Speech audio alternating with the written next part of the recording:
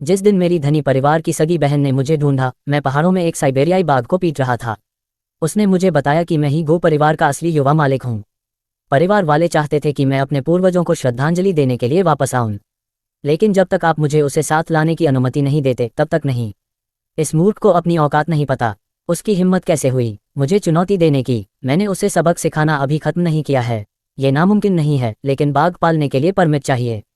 मुझे इसे संभालने दो, तुम पहले घर जाओ। मैं सहमत हो गया और मैं उनसे आगे निकल गया।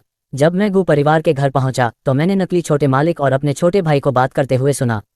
मैंने सुना कि यह एक बहुत ही खूंखार जंगली जानवर है। उम्मीद है कि यह जंगली सुअर न हो। जंगली सुअर को वापस लाना। गू परिवार कैसे अपना चेहरा दिखा सकता है? स्कूल में सब उसका मजाक उड़ाएंगे। मुझे इस बात का बहुत दुख है कि मेरा भाई एक जंगली सुअर है। मेरा सबसे छोटा भाई, जो केवल 5 साल का है, गुस्सा हो गया और उसने मुझे जोर से धक्का दिया। आखिरकार तुम एक गंवार ही हो। मुझे जंगली सुअर नहीं चाहिए भाई। मेरे साइबेरियाई बाघ को जंगली सुअर समझ लिया गया। उसे उकसाना तो मानो यमराज को ही उकसाना है। मेरी सगी बहन गुईशा मुझे ढूंढने के लिए वह जंगल में लंबी पैदल यात्रा करके आई थी और उसने मुझे बताया कि मैं ही असली युवा मालिक हूँ जिसे जन्म के समय बदल दिया गया था।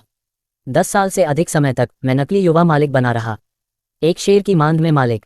उस समय नकली युवा मालिक के किसान पिता ने हमें बदल दिया था। मुझे घने जंगल में छोड़ दिया गया। बाद में एक साइबेरियाई बाघिन मुझे अपने गुफा में ले गई। उसका इरादा मुझे खाने का था, लेकिन उसने अभी अभी अपने प्यारे बेटे को खोया था। उसने मेरी चीखें सुनी, उसका दिल पिघल गया और उसने मुझे अपना दूध पिलाया। मैं भूखा था, मैंने लालच से दूध पिया। माँ बाघिन के चेहरे पर माँ का भाव आ गया। वह रोई और पिता बाघिन से बोली, ये कितना प्यारा है, मैं उसका पालन पोषण करूंगा। बाघ पिता इस जंगल का राजा था। पहले तो वह सहमत नहीं हुआ, पर आखिर वह एक इंसान का बच्चा है। तो क्या हुआ, उसने मेरा दूध पिया है। इस तरह वो मेरा बेटा बन गया और बस इसी तरह मैं जंगल के राजा के घर में नकली छोटा मालिक बन गया। कई वर्षों बाद बाघ माता पिता का एक और शावक हुआ। वह जिद्दी था और जंगल के सभी जानवर उससे डरते थे। केवल जब मैं उसे पीटता था तभी वह शांत होता था। पलटकर जवाब देने की हिम्मत नहीं हुई, क्योंकि एक बार उसने बस हल्के से अपना छोटा सा पंजा मारा था, बिना किसी बल का प्रयोग किए, और मेरे हाथ से खून बहने लगा। इससे वह इतना डर गया कि उसने फिर कभी मुझे छूने की हिम्मत नहीं की। उन्होंने तो मुझे क्रिस्पी ब्रदर नाम भी दे दिया था। मैंने भी अपने टाइगर ब्रदर को एक उपनाम दे दिया है। उसका नाम है डोशा बाओ। अगर उसने विरोध करने की हिम्मत की तो मैं उसे पीट पीट कर पंचिंग बैग बना दूंगा। 3 साल पहले मेरे बाघ जैसे पिता और माता एक के बाद एक गुजर गए। अब सिर्फ मैं और मेरा छोटा भाई डोशा बाओ ही एक दूसरे पर निर्भर थे। छोटा भाई डोशा बाओ अक्सर मुझे अपनी पीठ पर बिठा लेता था। वह मुझे जंगल में घुमाने ले जाता था। अगर तेज बारिश होती तो वह मुझे घने जंगल में स्थित इकलौते शोध केंद्र में आश्रय लेने के लिए ले जाता। उस शोध केंद्र में एक वनस्पति विज्ञानी रहता था। वह एक डॉक्टर थीं। जब उन्हें पता चला कि मेरा पालन पोषण बाघों ने किया है और मैं कभी स्कूल नहीं गया, तो उन्होंने मुझे खाली समय में पढ़ना लिखना सिखाना शुरू कर दिया। मुझे नहीं पता क्यों, लेकिन बाघ का दूध पीने की वजह से मैं न केवल जानवरों की भाषा समझ सकता था, बल्कि मेरी याद करने की क्षमता भी बहुत तेज हो गई थी। शोधकर्ता आंटी ने मुझे जो कुछ भी सिखाया मैंने उसे एक ही बार में सीख लिया। शोधकर्ता आंटी ने कहा, तुम्हारे जैसे प्रतिभाशाली बच्चे के लिए इस तरह संगीत में डूबे रहना व्यर्थ है। मैं तुम्हारे असली माता पिता को ढूंढने में तुम्हारी मदद करूंगा। अब तुम 16 साल के हो गए हो, तुम्हें शहर वापस जाकर पढ़ाई करनी चाहिए। लेकिन मुझे परवाह नहीं थी। कौन जानता था कि 3 महीने बाद मेरी बहन जियुशा मुझे ढूंढने के लिए जंगल में पैदल चलकर आई थी। उस समय मैं अपने छोटे भाई डोशाबाओ को पीट रहा था, जो अपने बाघ पर सवार था। पीछे एक हाथ से मैं उसके बाघ जैसे फर को खींच रहा था, दूसरा हाथ मुट्ठी में बंद था और मैं बिना किसी औपचारिकता के उसके राजसी बड़े सिर पर उसे पटक रहा था। मैंने तुमसे कहा था कि मेरे सिर पर चोट मत मारो। अगर तुम मुझे बेवकूफ़ बनाओगे तो तुम्हें पहाड़ी गश्त पर कौन ले जाएगा। अब तक उसका शरीर विशाल हो चुका था, इतना मजबूत कि वह किसी को भी गिरा सकता था, लेकिन वह उसके नाजुक बड़े भाई का कुछ भी नहीं बिगाड़ सका। वह आदमी और बाघ अपने दैनिक बाघ प्रशिक्षण नाटक में लगे हुए थे। शोधकर्ता आंटी मेरी सगी बहन को एक उच्च समाज के परिवार से लेकर आई। उसका चेहरा सदमे से भर गया। छोटे भाई, मैं तुम्हारी असली बहन हूँ, जल्दी से उस बाघ की पीठ से नीचे उतरो, ये खतरनाक है। डोशाबाओ और मैं एक ही समय पर रुके। हमने मुड़कर देखा, ये बेवकूफ़ क्या बक रही है। मुझे एक शब्द भी समझ नहीं आ रहा था। मैंने डोशाओ के सिर पर धीरे से थपथपाकर उसे शांत किया। फिर मैं उसकी पीठ से कूद गया। शोधकर्ता आंटी ने मुझसे कहा, डीएनए परीक्षण हो गया है। ये सचमुच तुम्हारी जैविक बहन है। अच्छे बच्चे बनो और अपनी बहन के साथ घर जाओ। तुम्हें बाहर जाकर दुनिया देखनी चाहिए, यहाँ अपना समय बर्बाद नहीं करना चाहिए। घर जाओ, ये शब्द मेरे लिए बिल्कुल नया था। मेरा घर तो हमेशा से यह घना जंगल ही है। मैं किसी और तरह के घर की कल्पना भी नहीं कर सकती। गुईशा ने गहरी सांस ली, अपने दिल की उथल पुथल को शांत करने की कोशिश करते हुए। उसने दया भाव से मेरे कंधे पर थपथपाया। तुम तो हमेशा जंगल में ही पले बड़े हो। मैंने सिर हिलाया। मुझे नहीं पता था कि वह मुझ पर किस बात के लिए दया दिखा रही थी। मैंने कहा, मुझे जंगल में रहने दो शाबाओ, और मेरे बाघ माता पिता के साथ मैं यहाँ बहुत खुश हूँ। गुईशा ने मुझे कसकर गले लगा लिया। मेरे साथ घर चलो, अब से तुम्हें मौसम की मार नहीं सहनी पड़ेगी। मैं तुम्हें फिर कभी कष्ट नहीं सहने दूंगी। दरअसल वह मुझ पर तरस खा रही थी क्योंकि मुझे धूप और हवा का सामना करना पड़ रहा था। मैं उसकी दयालुता महसूस कर सकता था। ये बहन इतनी भी बुरी नहीं थी। हालांकि मैं दशाबाव से अलग नहीं होना चाहता था। मैंने दशाबाव की ओर इशारा करते हुए कहा, मैं तुम्हारे साथ घर जा सकता हूँ, लेकिन मेरी एक शर्त है। तुम मुझे उसे अपने साथ ले जाने दो। यह आदमी अपनी औकात नहीं जानता। इसकी हिम्मत कैसे हुई मुझे चुनौती देने की? मैंने अभी तक इसे ठीक से सबक नहीं सिखाया है। अगर तुम मुझे उसे ले जाने नहीं दोगे तो मैं तुम्हारे साथ नहीं जा रहा हूँ। कई 100 किलो वजनी जंगली साइबेरियाई बाघ को शहर में ले जाना बेहद मुश्किल होगा। जरा कल्पना ही कर लीजिए। यह एक सिरदर्द था। मैंने पहले ही तय कर लिया था कि अगर यह सचमुच असंभव हुआ तो मैं जंगल में ही रह जाऊंगा। मैं दोआबों की पीठ पर सवार होकर गश्त करते हुए अपना जीवन पहाड़ों पर जारी रखूंगा। किसने सोचा होगा कि मेरी उच्च समाज की बहन कुछ पल चुप रहने के बाद दृढ़ और चौंकाने वाले शब्दों में बोलेगी। यह असंभव नहीं है। ये पहली बार है जब मेरे छोटे भाई ने मुझसे कुछ मांगा है। अगर तुम्हें आसमान से चांद भी चाहिए होता तो मैं तुम्हारे लिए उसे लाने का कोई ना कोई तरीका ढूंढ लेता। लेकिन छोटा भाई, पहले मेरी बात सुनो। घर में पालतू जानवर रखना तुम्हारी आज़ादी है, लेकिन यह वाला कुछ खास है। इसे रखने के लिए हमें कानूनी तौर पर अनुमति लेनी होगी। पहले परमिट ले लो। सारे कागजात पूरे होने चाहिए, वरना बहुत परेशानी होगी। कैसा रहेगा अगर आप पहले घर चले जाएं? परमिट के लिए आवेदन का काम छोड़ दें। मैं वादा करता हूं कि मैं जल्द ही उसकी नागरिकता को कानूनी मान्यता दिलवा दूंगा ताकि वह सिर ऊंचा करके गो परिवार के घर में प्रवेश कर सके। मैं तुम दोनों को किसी भी कीमत पर अलग नहीं होने दूंगा। मैंने जू शॉ के दृढ़ चेहरे को देखा। फिर मैंने दोष शाह बाव की ओर देखा। मैं जानती थी कि दोष बाव मुझे छोड़ना नहीं चाहता था, लेकिन वह डरा हुआ भी था। मुझे रोके हुए मैं दशा बाव को भी छोड़ना नहीं चाहती थी। मुझे डर था कि वह जंगल में अकेला हो जाएगा। मेरी सगी बहन का एक शक्तिशाली वादा। परिवार ने डीएस शाह बाव को इतना खुश कर दिया कि उसने मुझे सीधे अपनी पीठ पर उठा लिया। फिर वह 1 घंटे तक पूरी रफ्तार से दौड़ा और उसके बाद लौटा। डीएस शाह बाव ने मुझे धक्का भी दिया। उसने अपना सिर मेरी अमीर बहन की पतलून के पांव पर टिकाया और एक धीमी सी गड़गड़ाहट की आवाज निकाली। मेरी बहन इतनी डर गई कि उसका चेहरा पीला पड़ गया। मैं जोर से हंस पड़ा। मैंने कहा, डरो मत, दो शाह बाव तुम्हें पसंद करता है। दो शाह बाव? हाँ, यह एक। मैंने दो शाह बाव की ओर देखते हुए उसे चेतावनी दी कि वह ठीक से व्यवहार करे। मेरी बहन की त्वचा बहुत नाजुक है, उसे खुजली मत करो, नाजुक त्वचा है। मैंने पहली बार किसी को मेरी इस तरह तारीफ करते सुना है। अंत में डॉक्टर, चाची और मेरी धनी बहन के बार बार आश्वासन देने के बाद मैं पहले घर वापस चला गया। दो शाह बाव मुझे जंगल के किनारे तक ले गया और वह एक ऊंची चट्टान पर दुबका बैठा था। उसने अपने गले से एक लंबी धीमी गड़गड़ाहट निकाली। ये पहली बार था जब मैं संगीत घने जंगल से बाहर निकला था। वह चिंतित था। मैं एक लग्जरी कार में बैठा। कार 3 घंटे तक हाईवे पर चलती रही और आखिरकार गो परिवार के आलीशान घर पर पहुंच गई। लेकिन लिविंग रूम के पास पहुंचने से पहले ही कमरे में मुझे अंदर से गु यूनान की आवाज़ सुनाई दी।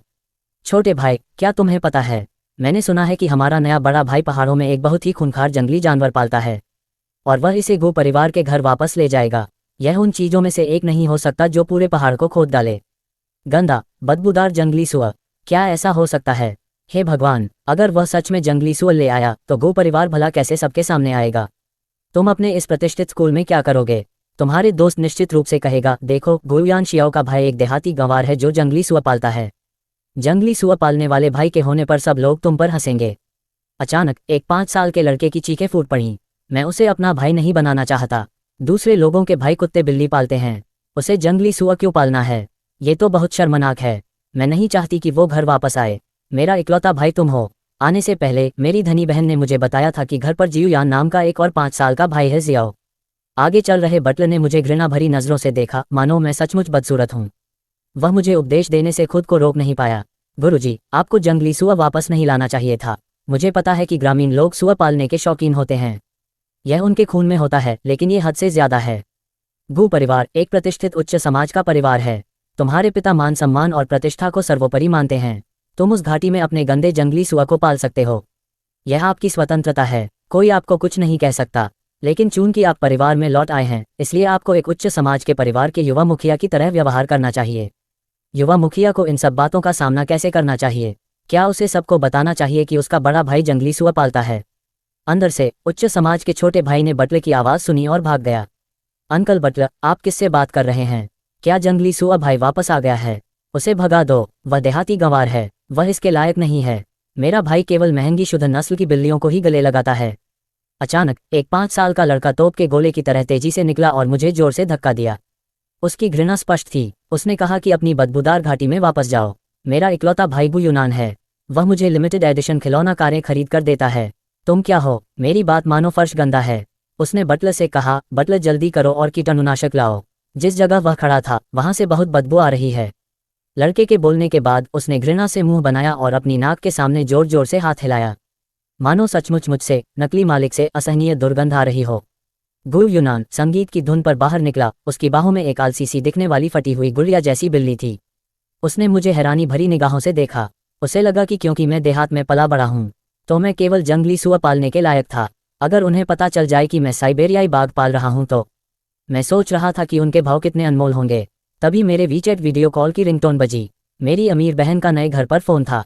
उसने मुझे फ़ोन खरीद कर दिया था। मुझे अभी भी उसकी आदत नहीं पड़ी थी। जवाब देने से पहले मुझे काफ़ी देर तक उसे चलाने में परेशानी हुई। वीडियो के दूसरी तरफ मेरी अमीर बहन थी। एक असहाय भाव से उसने कैमरा डो शाबाओ की ओर घुमाया। छोटे भाई, क्या तुम घर आ गए? तुम्हारे जाने के बाद से डो शाबाओ उदास है। मैंने सोचा कि तुम दोनों वीडियो कॉल कर लो, शायद इससे तुम्हारा मूड ठीक हो जाए। उसे उठाओ, देखो। अचानक वीडियो के दूसरी तरफ से एक भयंकर जानवर की धीमी दहाड़ सुनाई दी।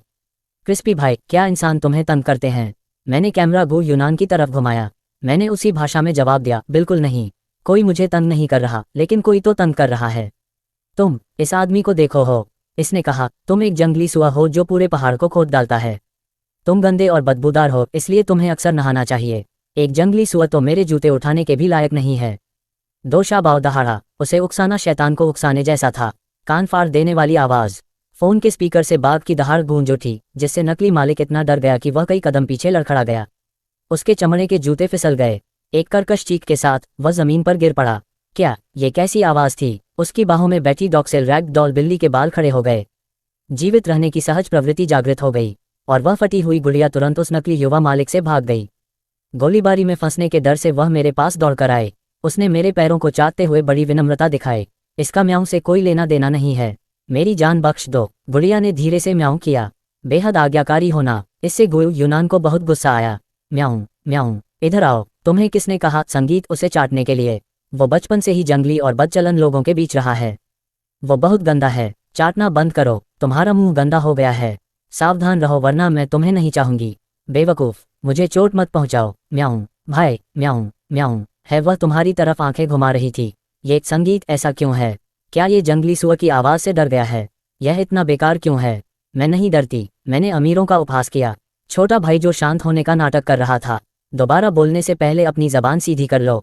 असली अमीर छोटे भाई ने अपने छोटे हाथ कमर पर रख लिए और घृणा से मेरी ओर इशारा किया। मैं डरा हुआ नहीं हूँ। अगर तुमने उस जंगली सुअर को घर लाने की हिम्मत की तो मैं उसे मार डालूंगा और रात के खाने में भून दूंगा। और बाघ की दहाड़। क्या उस छोटे बदमाश ने क्या कहा? अब और बर्दाश्त नहीं कर सकता। मैं उस छोटे बदमाश का मुंह फाड़ दूंगा और उसे दिखाऊंगा कि जब एक बाघ गंभीर हो जाता है तो क्या होता है। क्या उसे लगता है कि मैं कोई बीमार बिल्ली हूं? धनी छोटा भाई डर से एकदम पीला पड़ गया। वह खरगोश से भी तेज भागा। मैंने पहले उसे दिखाने का सोचा था कि वीडियो में दिख रहा जानवर सचमुच जंगली सुअर है या नहीं। अफसोस की बात है कि वह भाग गया। मैंने कैमरा वापस चालू कर दिया ताकि डो शाबाओ मुझे देख सके। डो शाबाओ ने मुझसे पूछा, क्या वह छोटा बदमाश तुम्हारा इंसान भाई है? उसे तुम्हारा भाई होने का क्या अधिकार है? तुम्हारा इकलौता भाई मैं ही हो सकता हूँ। सिर्फ मैं ही तुम्हें अपनी पीठ पर बिठाकर पहाड़ों में गश्त करने दे सकता हूँ। मैंने दशाबाओ को दिलासा दिया। बेशक मेरा इकलौता भाई तुम ही हो। चिंता मत करो। तुम थोड़े निराश लग रहे हो। आज तुम्हारी पिटाई तो नहीं हुई। तुम्हारी चमड़ी में खुजली हो रही होगी। चलो मैं तुम्हारी चमड़ी खुजा देता हूँ। मैंने मुंह से इशारा किया। स्क्रीन के माध्यम से डो का बड़ा सिर फिर से स्क्रीन के करीब आ गया। उसने अपने नाखुश चेहरे को छिपाने की कोशिश की। उसे डर था कि मैं चिंता करूंगा। बाहर से कुरकुरा, अंदर से नर्म। भाई, मैं अब ठीक हूँ। तुम अपने इंसानी माता पिता से मिलो। मैं थोड़ी देर दौड़कर खुद को तरोताज़ा करने नीचे जा रहा हूँ। ये कहते ही वह मुड़ा और भाग गया। छोटे भाई, क्या तुम मम्मी पापा से मिल चुके हो? अभी नहीं। जैसे ही मैंने ये कहा, एक शानदार ढंग से कपड़े पहने हुए एक अधेड़ उम्र का जोड़ा विला के बाहर से अंदर आया। वे सीधे मेरी ओर बढ़े। मेरे प्यारे बेटे, आपके पिताजी और मैं समय पर प्रवेश द्वार तक नहीं पहुंच पाए, इसलिए आपका स्वागत नहीं कर पाए। हमें लगा कि आप वापस आना नहीं चाहेंगे। मुझे आपको अच्छे से देखने दीजिए। तुम अभी से इतने बड़े हो गए हो। शॉ ने कहा कि तुम्हारा अभी तक कोई नाम नहीं है। क्यों ना हम तुम्हारे पिता और तुम्हारा नाम रख दें? गुवामू कैसा रहेगा? मुझे अचानक खींच लिया गया। मेरी धनी माँ ने मुझे कसकर गले लगाया। मैं उनकी उस खुशी को महसूस कर सकती थी जो उन्हें अपने प्यारे बच्चे को पाकर हुई थी। आखिरकार अब मुझे घर में कदम रखते ही बदसूरत समझकर नीचा नहीं देखा जाता था। मैंने अपने होठों के कोने ऊपर उठाए। मुझे लगता है यह अच्छा है। गोवामू, मुझे पसंद है। बस ऐसा लगता है कि यहाँ मेरा स्वागत नहीं हो रहा है। मेरे धनी पिता चिल्लाए, ये किसने कहा? मैंने बटलर और फर्श पर पड़े नकली युवा मालिक गु यूनान की ओर इशारा किया। वे दोनों सोचते हैं कि मैं एक देहाती हूँ। गंवार, बदसूरत। उन्होंने ये भी कहा कि तुम मान सम्मान को सबसे ऊपर रखते हो और मेरे दो शाबाओं को यहाँ नहीं रहने दोगे। अब जब मैं घर वापस आ गया था तो मैं आसानी से हार मानने वाली नहीं थी। जो भी मेरे साथ बुरा बर्ताव करता मैं उसकी शिकायत जरूर करता। यह मेरे लिए ये जानने का मौका था कि मेरे असली माता पिता वास्तव में कैसे हैं, मुझसे प्यार करते थे या नहीं। कितना? बटलर, तुम्हारी हिम्मत कैसे हुई मेरे लिए फैसले लेने की? बटलर इतना डर गया था कि उसके पैर कांप रहे थे। उसने कहा, महोदय, मेरे कहने का मतलब छोटे मालिक ने गलत समझ लिया। मैं तो बस यही कह रहा था कि उसे जंगली सुअर वापस नहीं लाना चाहिए। और जंगली सुअर में क्या बुराई है? जब तक मेरे बेटे को पसंद है तब तक ठीक है। अगर वह पहाड़ों से सभी जंगली मुर्गियां, जंगली बत्तखें, जंगली सुअर और जंगली कुत्ते घर ले आए तो भी गो परिवार के विशाल महल में वे सब समा सकते हैं। आप सबको निकाल दिया गया है, अभी निकल जाओ। मेरे पिता के चेहरे पर भयंकर भाव थे, लेकिन वह तुरंत मेरी ओर मुड़ा और मुझसे विनम्रतापूर्वक पूछा, मेरे प्यारे बेटे, मैंने इसे कैसे संभाला, ये तुम्हें कैसा लगा? क्या यह अच्छा है? तो मैंने गु यूनान की ओर इशारा किया। और उसका क्या हुआ? मेरे पिता ने नकली युवा मालिक को निराशा से देखा। यूनान, बीमू से अभी माफी मांगो। बीमू अभी अभी लौटा है। तुम दोनों शांति से रहो। मेरे अमीर माता पिता के सामने गु यूनान दिखावे में माहिर था। वह जल्दी से उठा और मुझसे माफी मांगी। छोटे भाई बीमू, मुझे माफ करना, लेकिन पिताजी, क्या घर में जंगली सुअर रखना वाकई ठीक रहेगा? क्या आप स्वागत समारोह की योजना नहीं बना रहे हैं? छोटे भाई बीमू के लिए पार्टी? अगर सभी मेहमानों को पता चल गया कि हम घर पर एक जंगली सुअर पाल रहे हैं, तो मेरी माँ ने बीच में ही टोकते हुए कहा, तो वे मेरे बेटे के स्वागत समारोह में आने के लायक नहीं हैं। कोई भी अतिथि जो अनादर दिखाता है, बस उन्हें फेंक दो। यह एक छोटी सी बात है। प्रिय, क्या तुम सहमत नहीं हो? मेरे उद्योगपति पिता ने गंभीरता से सिर हिलाया। बिल्कुल सही। कोई भी जो भी मेरा अपमान करेगा, गिनी, उसे बाहर निकाल दिया जाएगा। कोई समझौता नहीं। क्या मेरे अरबपति माता पिता इतने ही कूल थे? लगता है ये परिवार भी ऐसा ही है। ये वास्तव में काफी अच्छा है। बस मैंने अपनी नाक रगड़ ली। पिताजी, क्या होगा अगर मैं जिसे पाल रहा हूँ वह बाघ हो? मेरे उद्योगपति पिता लगभग गिर ही पड़ा थे। सौभाग्य से मेरी माँ की नज़र बहुत तेज थी। उन्होंने तुरंत उसे सहारा दिया। उनका राजसी व्यक्तित्व किसी भी अप्रत्याशित स्थिति का सामना करने के लिए तैयार प्रतीत होता था। जानवर पूरी तरह गायब हो गया था। उसके पैर कांप रहे थे। उसने अपना सीना पकड़ रखा था और गहरी सांसें ले रहा था। उसकी आवाज़ भी कांप रही थी। अरे, क्या हुआ? अभी भी खुली हुई वीचैट वीडियो कॉल से मेरी अमीर बहन की आवाज़ सुनाई दी। पापा, ये बाघ नहीं है। छोटा भाई बस आपसे मजाक कर रहा है। ये बात मुझे समझ नहीं आई। मेरी अमीर बहन ने फ़ोन काट दिया। फिर उसने मुझे वीचैट पर मैसेज भेजा, छोटे भाई, हमें पहले कार्रवाई करनी होगी और बाद में इस बारे में रिपोर्ट देनी होगी। मैंने जवाब दिया, लेकिन राज हमेशा के लिए तो नहीं छिपाया जा सकता। पहले उसे वापस ले आओ, फिर बात करेंगे, वरना मुझे डर है कि परिवार आपत्ति करेगा और मुझे उसे लाने नहीं देगा। दोशाबाओ वापस आ गया। दोशाबाओ के साथ रहने के लिए मैंने कहा, ठीक है, लेकिन मैं झूठ नहीं बोलना चाहता। मैंने मासूमियत से मुस्कुरा दिया। मेरे अरबपति पिता के बारे में? दरअसल वह मेरा छोटा भाई है। मुझे बचपन में जंगल में छोड़ दिया गया था और एक जानवर पिता ने मुझे वापस ले जाकर पाला पोसा। बाद में मेरे पशु पिता का एक और बच्चा हुआ, इसलिए वह मेरा छोटा भाई बन गया। जब मेरे धनी माता पिता को पता चला कि मेरा पालन पोषण एक जंगली जानवर ने किया है, तो उन्होंने मुझे और भी ज़्यादा प्यार किया। रात के खाने के दौरान वे मेरी थाली में खाना डालने के लिए आपस में झगड़ रहे थे। लेकिन 6 महीने बाद स्वागत समारोह में यह अफवाह फैल गई कि मेरा पालन पोषण एक जंगली सुअर ने किया था। कुछ मेहमान मेरे पीठ पीछे मेरी बुराई कर रहे थे। क्या तुमने सुना? गू परिवार ने जिस असली बेटे को वापस लिया है, उसे एक जंगली सुअर ने पाला है। वो तो अपने जंगली जानवरों को भी साथ ला रहा है। जंगली सुअर भाई घर आ गया है और वह अभी रास्ते में है। वह आज पहुंच जाएगा। मुझे नहीं लगता कि पारिवारिक पुनर्मिलन समारोह में गो परिवार को किसी जंगली सुअर का शुक्रिया अदा करना पड़ेगा, है ना? मैंने पीछे मुड़कर देखा कि वे कौन लोग हैं, लेकिन मैंने पाया कि वे मेरे पीछे थे। कुछ अंगरक्षकों ने उन लोगों को जल्दी से घसीटकर दूर ले गए थे। अरे, आप ये क्या कर रहे हैं? हम मेहमान हैं। आपकी हिम्मत कैसे हुई हमारे साथ ऐसा करने की? ये तो सरासर नाइंसाफी है। मैंने देखा कि अंगरक्षकों ने उनके मुंह ढक दिए और उन्हें और भी तेजी से घसीट कर ले गए। मेरे अरबपति पिता की दहाड़ भी सुनाई दी, जल्दी जल्दी, बीमू को यहाँ मत आने दो, वरना उसका दिल टूट जाएगा। आखिर किसने ये सब अफवाह फैलाया? मेरे लिए पता लगाओ। अरे, मेरे बेटे ने मुझे पकड़ लिया। मेरे उद्योगपति पिता ने मुझे अजीब नज़रों से देखा। वे बहुत निराश लग रहे थे। मेरे प्यारे बेटे, क्या मैं बेकार हूँ? मैं दूसरों की बातों को भी नियंत्रित नहीं कर सकता। मुझे खेद है, लेकिन तुम निश्चिंत रहो। अगर कोई और बकवास करने की हिम्मत करता है, मैं एक को घसीटकर बाहर निकलवा दूंगा। अगर दो आए तो मैं दोनों को घसीटकर बाहर निकलवा दूंगा। गुजांगो के बेटे से पंगा लेने की हिम्मत करने वालों ने गलत आदमी को चुना है। अचानक मेरी नाक में झुनझुनी सी होने लगी। तो क्या मेरे पिता इतने अच्छे थे? मैंने कभी सोचा भी नहीं था कि अगर मैं अपने माता पिता के साथ पली बड़ी होती तो कितनी खुश होती। खैर पिताजी, मेरे पशु भाई के बारे में क्या आप सचमुच उसे स्वीकार कर सकते हैं? मेरे धनाढ्य पिता ने अपनी छाती पीटते हुए कहा, मैं वादा करता हूं कि जब वह आएगा तो मैं स्वयं उसका स्वागत करूंगा। द्वार खोलकर उसे हमारे गो परिवार के घर में सम्मानपूर्वक प्रवेश करने दें। चाहे वह जंगली सुअर ही क्यों ना हो, जब तक वह मेरे बेटे का प्रिय भाई है, वह मेरे लिए सौतेला बेटा है। गुजांगो, मैंने अपनी छोटी उंगली उठाई। फिर चलो एक वादा करते हैं। मेरा भाई चाहे कितना भी जंगली जानवर क्यों न हो, तुम्हें उसका पीछा करने की इजाजत नहीं है। उसे दूर ले गया। मेरे धनी पिता ने मुझसे पूरे भरोसे के साथ वादा किया। मैं अपने वादे का पक्का हूँ, कभी पीछे नहीं हटता। तभी मुझे मेरी धनी बहन का वीचैट पर एक संदेश मिला। दोशाबाओ, वह आ गया है। युद्ध क्षेत्र में बस 10 मिनट बचे हैं। मैं बहुत खुश हुआ। मैं उससे मिलने जाने ही वाला था कि तभी मेरा धनी छोटा भाई बीच में आ गया और उसने मुझे जोर से धक्का दिया। रोने से उसकी आंखें लाल थीं। ये सब तुम्हारी वजह से है। सब मुझ पर हंस रहे हैं, कह रहे हैं कि अब से मुझे एक जंगली सुअर के साथ रहना पड़ेगा। मैं घर से भाग रहा हूँ। मैं अभी जा रहा हूँ। फिर उसने धमकी दी, पिताजी, या तो वो रहेगा या मैं। आप दोनों को नहीं रख सकते। एक को चुनिए। धनी छोटे भाई को पूरा भरोसा था कि उसने जिस बेटे को पाला पोसा है, वह उस बेटे से ज्यादा महत्वपूर्ण है जिसे उसने जन्म ही नहीं दिया था। लेकिन उसने कभी उम्मीद नहीं की थी कि मेरा बेटा एक अरबपति बनेगा। पिता ने दृढ़ता से कहा, ठीक है, मैं तुम्हें बोर्डिंग किंडरगार्टन भेज दूंगा। धनी छोटा भाई स्तब्ध रह गया। उसे अपने कानों पर विश्वास नहीं हो रहा था। मेरे अरबपति पिता का चेहरा एकदम सख्त और भावहीन था। तुम संगीत कृतघ्न बच्चे, तुम्हारी हिम्मत कैसे हुई मुझे धमकी देने की? अगर वो जंगली सुअर के परिवार, क्या तुम्हारा भाई वापस आ पाता? दूसरे लोग तुम्हारे भाई का मजाक उड़ा रहे हैं, लेकिन तुम्हें तो उसकी रक्षा करना भी नहीं आता। इसके बजाय आप उससे नाराज हैं क्योंकि उसने आपको शर्मिंदा किया। आपका ऐसा रवैया उन मेहमानों को और बढ़ावा देगा जो बिना किसी डर के आपके भाई के बारे में उसकी पीठ पीछे गपशप करेंगे। मुझे कोई आपत्ति नहीं है। मैं हुआन याओ का कोई कायर बेटा नहीं है जो अपने परिवार की रक्षा करना नहीं जानता हो।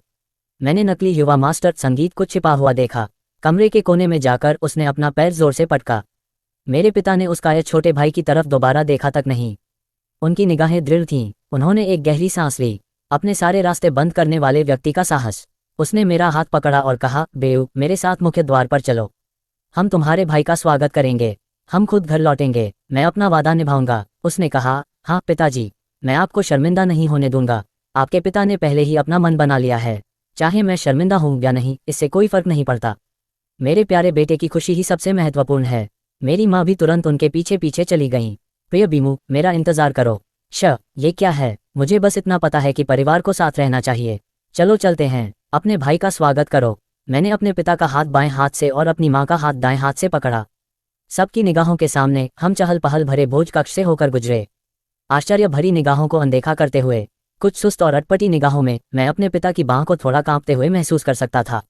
मेरी माँ की हथेली पसीने से भीगी हुई थी। वे अपनी प्रतिष्ठा और सार्वजनिक छवि को बहुत महत्व देते होंगे। उन्होंने शांत भाव बनाए रखा और दृढ़ कदमों से चलने लगे। जब मेहमानों ने उनका ये रवैया देखा तो गो परिवार के मुखिया और उनकी पत्नी के बारे में जो कुछ भी कहने की हिम्मत करता, सब चुप हो गए। लेकिन सभी लोग बाहर जमा हो गए। वे खुलकर हंसने की हिम्मत नहीं कर रहे थे, लेकिन अपने दिल में वे मुझे और दोषी ठहराए गए लोगों को देखना चाहते थे। दूर से एक बड़ा ट्रक आता हुआ दिखाई दिया। सभी मेहमान हंसने के लिए अपने मुंह ढक बैठे। ट्रक से ले जाया जाना जंगली सुअर के लिए कितना उपयुक्त है। चेयरमैन गोयो अपने असली बेटे का स्वागत करने के लिए पूरी तरह से तैयार हैं। रुकिए, सुनिए, ये कैसी आवाज़ है? मुझे बाघ की आवाज़ क्यों सुनाई दे रही है? असंभव, क्या मुझे भ्रम हो रहा है? ये क्या है? जो मेहमान अभी एक सेकंड पहले व्यंग्य से बात कर रहे थे, उनके चेहरों पर बनी बनावटी मुस्कान अचानक जम गई।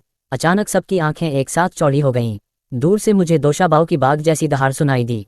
ये बेहद राजसी थी। दोशाबाओ तुरंत उछल पड़ा। वह ट्रक से नीचे उतरा। वह सीधे मेरी ओर दौड़ा, जिससे मेहमान घबराकर इधर उधर भागने लगे। चीख पुकार लगातार गूंज रही थी।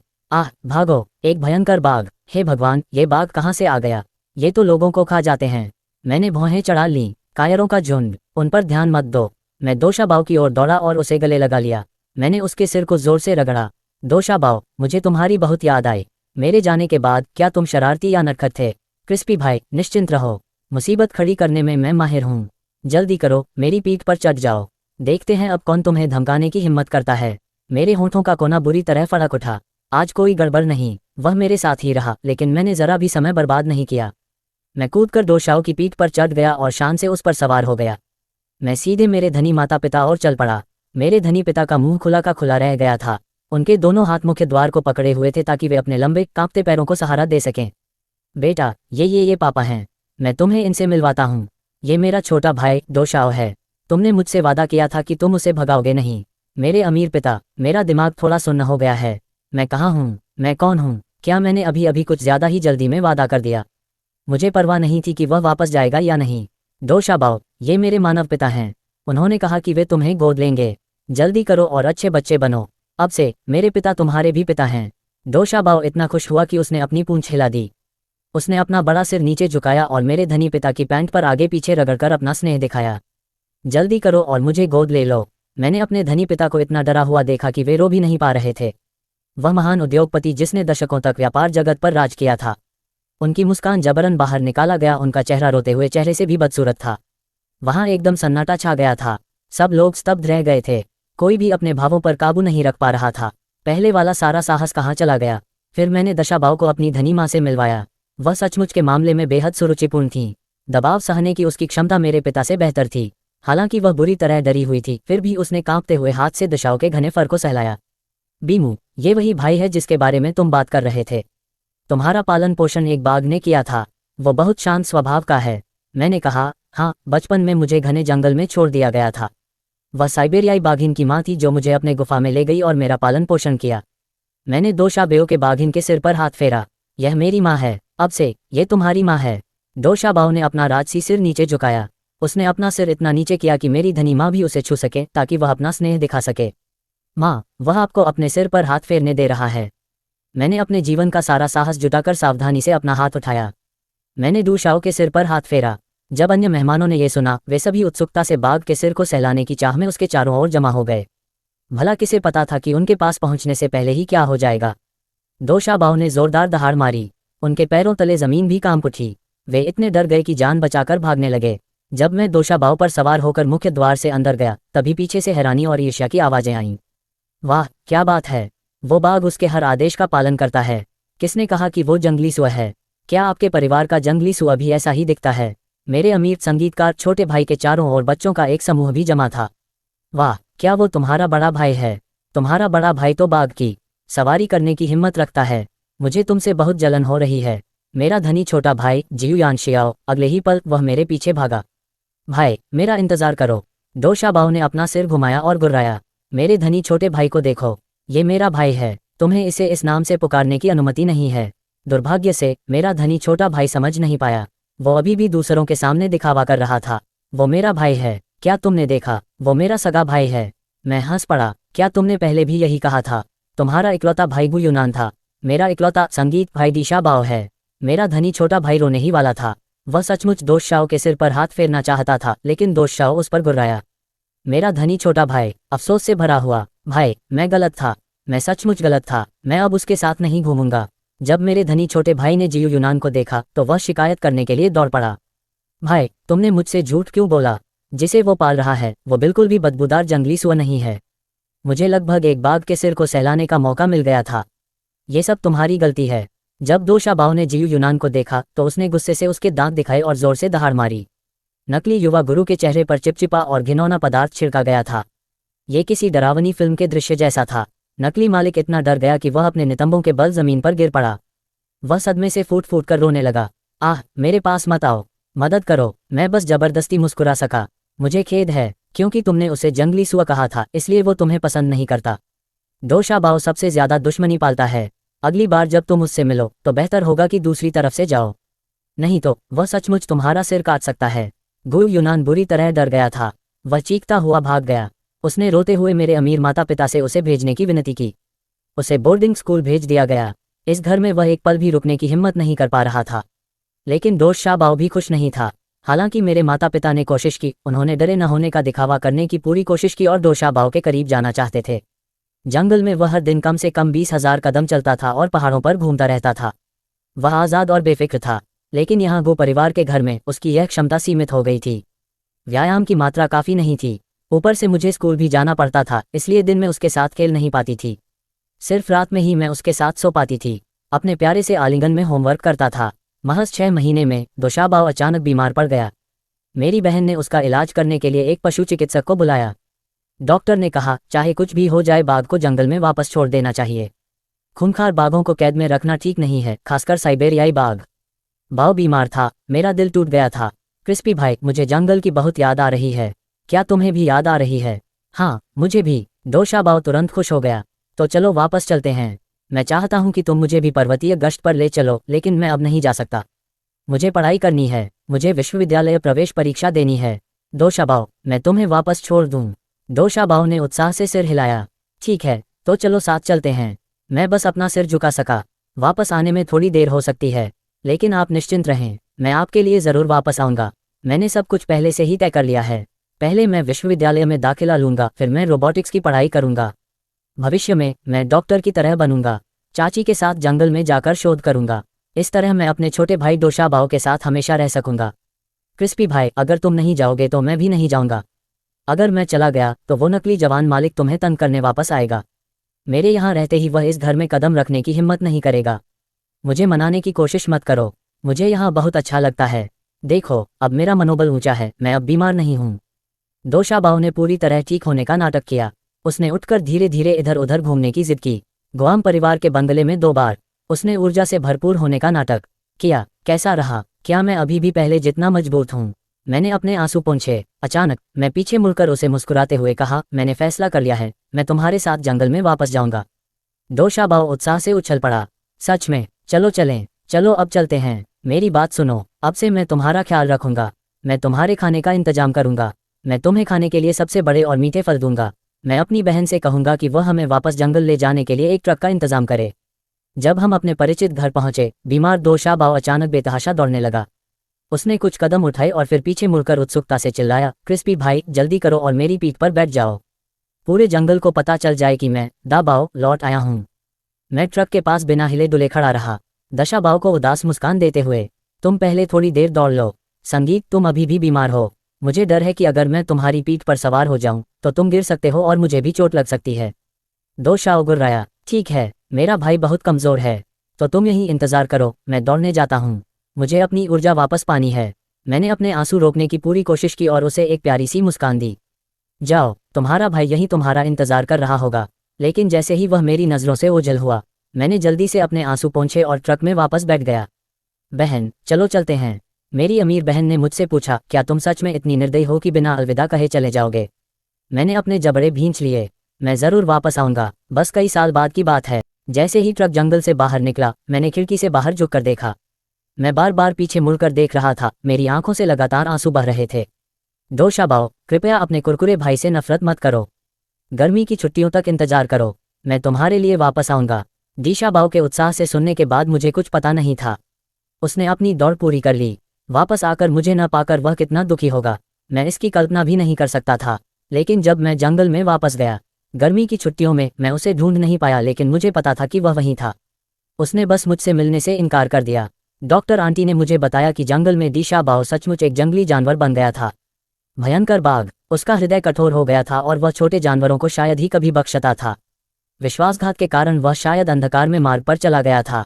मैं बस यही कर सकता था कि विश्वविद्यालय में दाखिला पाने के लिए जितना हो सके उतनी मेहनत से पढ़ाई करूं और फिर डॉक्टर आंटी के साथ ग्रेजुएट स्कूल में दाखिला ले लूं, ताकि एक दिन उनके साथ जंगल में शोध कर सकूं। एक दिन मेरी धनी बहन ने मुझसे पूछा, वो, क्या तुम वाकई स्नातक होने के बाद पहाड़ों पर वापस जाना चाहते हो? मैंने सिर हिलाकर हाँ कहा। बेशक, मैं दिशा बाव को धोखा नहीं दे सकता। मैंने वापस जाने का वादा किया था, इसलिए मुझे जाना ही होगा। संगीत, उसके बड़े भाई के रूप में मैं अपना वादा नहीं तोड़ सकता। मेरी धनी बहन ने तो मानो अपना मन बना ही लिया है। ठीक है, तो मैंने ये भी वादा किया था कि मैं अपने छोटे भाई को फिर कभी कठिनाइयों का सामना नहीं करने दूंगी। उसकी बड़ी बहन होने के नाते मैं भी अपना वादा नहीं तोड़ सकती। उस समय मुझे उसकी बात समझ नहीं आई। जब मुझे पता चला तब तक 2 साल बीत चुके थे। जंगल के बीचों बीच एक आधुनिक वनस्पति अनुसंधान केंद्र का निर्माण हो चुका था। जंगल अड्डे का लोगो साइबेरियाई बाघ था। अड्डे के सामने एक विशाल मूर्ति खड़ी थी जो बिल्कुल दोषा बाव जैसी दिखती थी। जब डॉक्टर आंटी मुझे एक तस्वीर भेजी, मैं फूट फूट कर रोने लगा। मैंने अपना फ़ोन लेकर अपनी अमीर बहन को स्टडी रूम में दिखाया। वह मुस्कुराई और बोली, रो मत, चलो मिलकर दोषा को जिताते हैं। बाव वापस आ गया है। जब वह मूर्ति देखेगा तो उसे पता चल जाएगा कि तुम अब भी उसे अपने दिल में बसाए हुए हो। तुम बस मन लगाकर पढ़ाई करो, बाकी सब कुछ आपकी बहन संभाल लेगी। गू परिवार के युवा मुखिया को कष्ट नहीं सहना चाहिए। विश्वविद्यालय प्रवेश परीक्षाएं आने वाली हैं, क्या आप आत्मविश्वास से भरी हैं? मैंने आंसुओं के बीच मुस्कुराते हुए कहा। संगीत, बिल्कुल, आप मेरी खुशखबरी का इंतजार कर सकते हैं। मैंने बहुत अच्छे अंक प्राप्त किए हैं। खैर, उस नकली नौजवान से 300 से भी ज्यादा अंक, उसे तो बस एक वोकेशनल कॉलेज में दाखिला मिला, जबकि मुझे एक टॉप यूनिवर्सिटी में। मुझे वो कभी पसंद नहीं था और वो मुझे भी कभी पसंद नहीं करता था, लेकिन उसने कभी कोई मुसीबत खड़ी करने की हिम्मत नहीं की। 2 साल पहले मेरे पिता ने दूसरे शहर से अपने जैविक पिता पर मुकदमा कर दिया और उसे जेल भेज दिया। उसने नकली युवा मालिक से यह भी कहा, तुम तो बस एक बच्चे हो, हम इसका गुस्सा आप पर नहीं निकालेंगे, लेकिन अगर आप बीमू के साथ नहीं रह सकते तो ये घर भी आपको बर्दाश्त नहीं कर सकता। अब आपको तय करना है कि आप कैसे रहेंगे, अब से बीमू के साथ। इसलिए युवा मालिक को स्थिति का आकलन करना पड़ा। वह केवल चुपचाप बैठा रहा। विश्वविद्यालय में दाखिला लेने के बाद वह शायद ही कभी गो परिवार के घर वापस आता था। मैंने सुना है कि उसने कॉलेज में परिवार को बिना बताए किसी बिगड़ल लड़की से संबंध बनाना शुरू कर दिया था। उसने अपना पहचान पत्र लिया और शादी का पंजीकरण कराने गया। उसने ऐसा नहीं किया था, अभी तो उसने स्नातक की उपाधि भी प्राप्त नहीं की थी और लड़की को गर्भवती कर दिया था। जब मेरे अमीर पिता को पता चला तो वे बहुत क्रोधित हुए, लेकिन वह नकली युवा मालिक इस सारी मुसीबत का कारण बनने के बावजूद उसने जिम्मेदारी लेने से इनकार कर दिया। उसने मेरे पिता से बहस करते हुए कहा, आजकल तो कॉलेज के छात्रों को शादी करने और बच्चे पैदा करने के लिए प्रोत्साहित किया जाता है। बच्चे, तुम ही तो पुराने ख्यालों के हो, फिर भी मुझे दोष दे रहे हो। क्या तुम सच में मेरे पिता हो या नहीं? पिता ने उत्तर दिया, अब नहीं। मैंने तुम्हें पालने पोसने में जितने साल बिताए वे सब व्यर्थ हैं। तुम्हारे जैसा नासमझ बेटा मत चाहो। अगर कॉलेज में किसी लड़की को गर्भवती करने वाला गाय बीमू होता तो क्या तुम अब भी इतने गुस्से में रहोगे, बस इसलिए कि मैं तुम्हारा जैविक पुत्र नहीं हूँ? गू ज़ेनयाओ और भी निराश हो गया। नकली युवा स्वामी उसे गले लगाना चाहता था। गू परिवार के घर में शादी का प्रस्ताव था। उसने शादी के तोहफे के तौर पर एक कार, एक घर और नकद राशि की भी मांग की। घर एक बड़ा विला होना चाहिए था और कार एक उच्च श्रेणी की होनी चाहिए थी। गू ज़ेनयाओ बेहद गुस्से में था। उसने उसे कुछ भी देने से इनकार कर दिया और यहाँ तक कि उसके सभी खर्चों में कटौती कर दी। उसके पास उसका घरेलू पंजीकरण था, उसे वापस उसके ग्रामीण गृहनगर भेज दिया गया और उसने उससे पूरी तरह से नाता तोड़ लिया। उसने मुझे फ़ोन करके ये भी पूछा कि क्या कॉलेज में मेरी कोई गर्लफ्रेंड है। उसने मुझे सख्ती से चेतावनी दी, कॉलेज में रहते हुए तुम्हें किसी से भी चुपके से शादी करने की मनाही है। अगर तुम्हारी हिम्मत हुई तो मैं तुम्हारी टांगें तोड़ दूंगा। गुएन्याओ ने पहली बार इतने गुस्से में मुझसे ये कहा था। मैं तब सेकंड ईयर का छात्र था। उस समय मैं एक काम में व्यस्त था। डॉक्टर आंटी ने मुझे बताया कि संगीत प्रतियोगिताओं में भाग लेना बाद में स्नातकोत्तर विद्यालय में दाखिले के लिए सिफारिश पाने में बहुत मददगार होगा। इस तरह आप सीधे मेरे संगीत छात्र बन सकते हैं। अंत में हमारी टीम ने अपने पौधों से संबंधित प्रोजेक्ट के लिए स्वर्ण पदक जीता। इसने मेरे लिए आगे का रास्ता खोल दिया। मुझे स्नातकोत्तर विद्यालय में दाखिला लेने की सिफारिश की गई थी। 2 साल बाद सिफारिश के जरिए मुझे सिंघुआ विश्वविद्यालय में दाखिला मिल गया और मैं डॉक्टर एनटीए का छात्र बन गया। आखिरकार उस परिचित जंगल में लौट आया। गोअर ने डॉक्टर के लिए निवेश किया। डॉक्टर आंटी ने एक वनस्पति अनुसंधान केंद्र में वन पारिस्थितिकी तंत्र अवलोकन केंद्र का निर्माण करवाया। डॉक्टर आंटी और अन्य प्रोफेसरों ने कई स्नातकों को आमंत्रित किया छात्रों को यहाँ समर्पित शोध करने के लिए। मेरी एक वरिष्ठ छात्रा ने मुझसे पूछा, बामू, क्या ये सच है कि जब तुम बच्चे थे तो तुम सचमुच इसी जंगल में पले बड़े थे? मैंने विशाल पहाड़ों की ओर देखा। सचमुच, ये तो अविश्वसनीय है। तो आप इस जगह से बहुत अच्छी तरह परिचित होंगे। अगली बार जब हम फील्ड वर्क करेंगे तो मैं आपके साथ चलूंगा। मैंने कहा, जरूर। ये जगह मेरे घर के पिछवाड़े जैसी है। दुर्भाग्यवश मैं कई महीनों से जंगल में वापस आ चुका था, लेकिन मुझे अभी तक डोशाओ नहीं मिला था। मुझे उसकी बहुत याद आ रही थी। कभी कभी जब मैं अकेला होता था मैं घाटी में पुकारता, दोशाबाओ, मैं वापस आ गया हूँ, कृपया बाहर आ जाओ। घाटी से केवल मेरी ही प्रतिध्वनि सुनाई देती। मुझे पता था कि वह अभी भी आसपास है। जंगल उसके पदचिह्नों से भरा हुआ था, लेकिन वह मुझसे नफरत करता था और मुझे देखना नहीं चाहता था। मुझे लगा कि वह फिर कभी मेरे सामने प्रकट नहीं होगा मेरे शेष जीवन के लिए, लेकिन मैंने इसकी कभी उम्मीद नहीं की थी। एक दिन जब मैं पहाड़ों में अकेले मिट्टी के नमूने एकत्र कर रहा था, तभी अचानक तेज बारिश होने लगी। वापस लौटते समय मेरा पैर फिसल गया और मैं एक खाई में गिर गया। इससे मेरे टखने में मोच आ गई और मैं हिल नहीं पा रहा था। मेरे फ़ोन में सिग्नल नहीं था। मदद के लिए मेरी चीखें बेकार गईं। मेरी चीखें जंगल में खो गईं। मानो इतना ही काफ़ी नहीं था, मैं भेड़ियों के एक झुंड से घिर गया। वे मुझे घूर रहे थे, उनकी आंखें चमकती हुई रोशनी के बीच उनमें से एक ने झपट्टा मारा।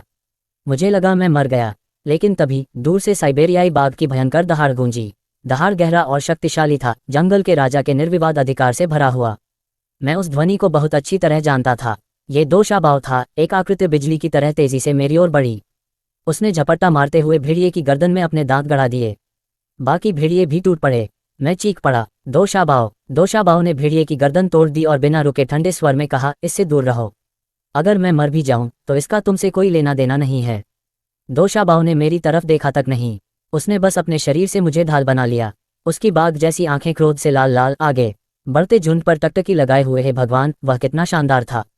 जब उसे पूरा यकीन हो गया कि पांचों भेड़िए मर चुके हैं, तभी डीएस शाबाओ ने धीरे से मेरी दयनीय हालत की ओर देखा।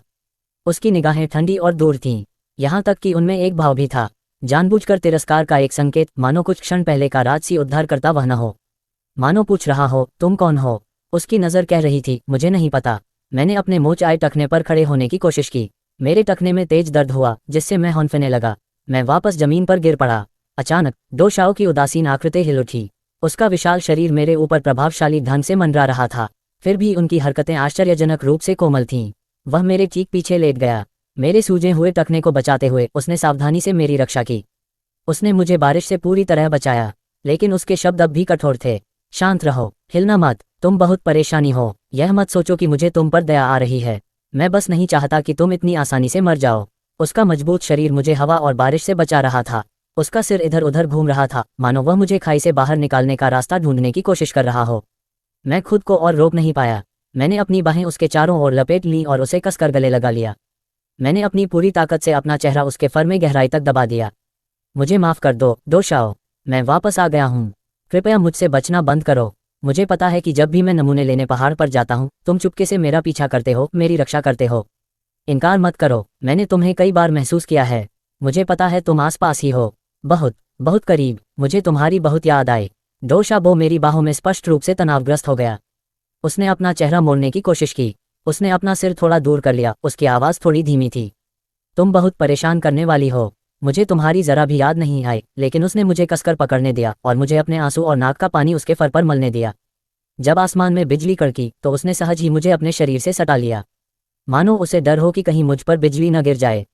2 दिन बाद अनुसंधान केंद्र के अस्पताल में मेरे टखने पर प्लास्टर चढ़ा हुआ था।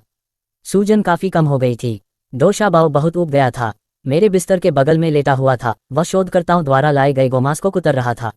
वरिष्ठों में से एक ने डरते हुए मुझसे कहा, बेऊ, तुम इस बार सचमुच भाग्यशाली रहे। अगर ऐसा न होता तो ये बाघ जिसने तुम्हें बुखार से बेहोश होने पर बेस तक वापस पहुंचाने की कृपा की थी। मैंने दशाबाओ की ओर देखा, जिसने अभी भी मुझे कुछ भी देने से इनकार कर दिया था। उसका चेहरा प्रसन्नतापूर्ण था और मैंने कल्पना की कि वह मुझे वापस बेस तक ले जा रहा है। मैंने सोचा कि मेरे सहपाठी कितने हैरान हुए होंगे। उनका नाम दी शाबाओ है। वो मेरे सबसे करीबी रिश्तेदार हैं। वो मेरे घर आने का इंतजार कर रहे थे। ठीक है, दो शाबाओ। उसने एक पल के लिए चबाना बंद कर दिया। उसने धीमी दबी हुई गुर्राहट निकाली। ये नाजुक चीज तो बहुत शिकायत करती है, लेकिन मैं क्या करूं? आखिरकार तुम मेरे भाई हो। आगे बताओ, तुमने बताना क्यों बंद कर दिया?